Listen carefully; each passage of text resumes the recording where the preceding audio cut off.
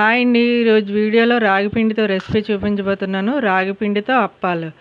ఇవి ఎంతో క్రంచీగా ఉంటాయి. టేస్ట్ కూడా చాలా బాగుంటుందండి. ఈ వీడియో మొత్తం చూసాక నచ్చితే ఒకసారి ట్రై చేయండి. ఈ రాగి పిండితో అప్పాలు తయారీ విధానం చూద్దాం. ముందుగా ఒక పళ్ళెం తీసుకొని 1 కప్పు రాగి పిండి వేసుకోవాలి. నెక్స్ట్ అదే కప్పుతోని గోధుమ పిండి వేసుకోండి. ఒక 2-3 స్పూన్ల నువ్వులు వేసుకోండి. మీకు నచ్చితే ఇంకా కొబ్బరి, పచ్చి కొబ్బరి కానీ ఎండు కొబ్బరి కానీ వేసుకోవచ్చండి. నేనైతే వేయలేదు. ఇప్పుడు చిటికెడంత ఉప్పు కూడా వేసుకొని ఒకసారి పిండి మొత్తం కలిసేలాగా కలిపేసుకోండి. ఇప్పుడు స్టవ్ మీద మందంగా ఉన్న కళాయి పెట్టుకొని 1 కప్పు బెల్లం వేసుకోవాలి. మనం ఏ కప్పుతో అయితే మెజర్ చేసి పిండి వేసుకున్నామో అదే కప్తో 1 కప్పు బెల్లం వేసుకోండి. కరెక్ట్గా తీపి అనేది సరిపోతుంది.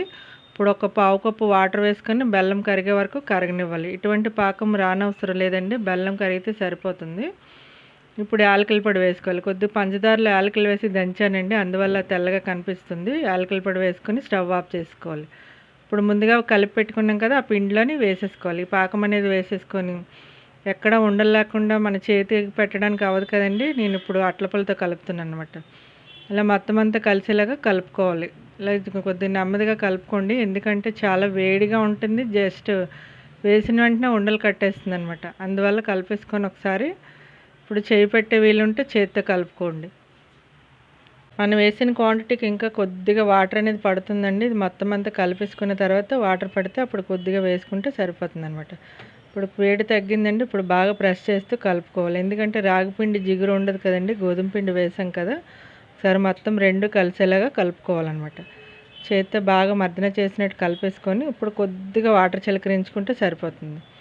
ఎందుకంటే కొంచెం గట్టిగా ఉంది కదా, సాఫ్ట్గా ఉంటేనే మనకి అప్పాలు అనేవి కరెక్ట్గా వస్తాయి అన్నమాట.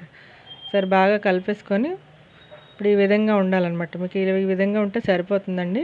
ఇప్పుడు అప్పాలు చేసుకోవడానికి ఒక కవర్ తీసుకొని దాని మీద ఆయిల్ అప్లై చేసుకొని ఒక చిన్న పిండి ముద్ద తీసుకొని మనం ఏ సైజ్ అయితే అప్పాలు చేసుకుందాం అనుకుంటున్నామో ఆ సైజ్ తీసుకోండి. ఇప్పుడు పల్చగా ప్రెస్ చేసుకోవాలన్నమాట.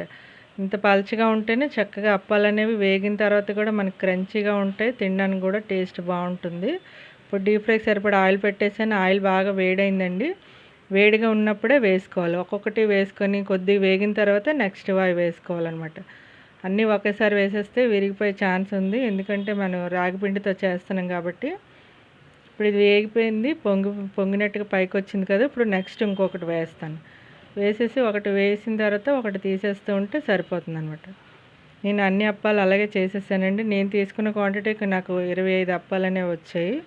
మీరు ఇంకా ఎక్కువ క్వాంటిటీలో చేసుకోవాలనుకుంటే మరిన్ని చేసుకోవచ్చు.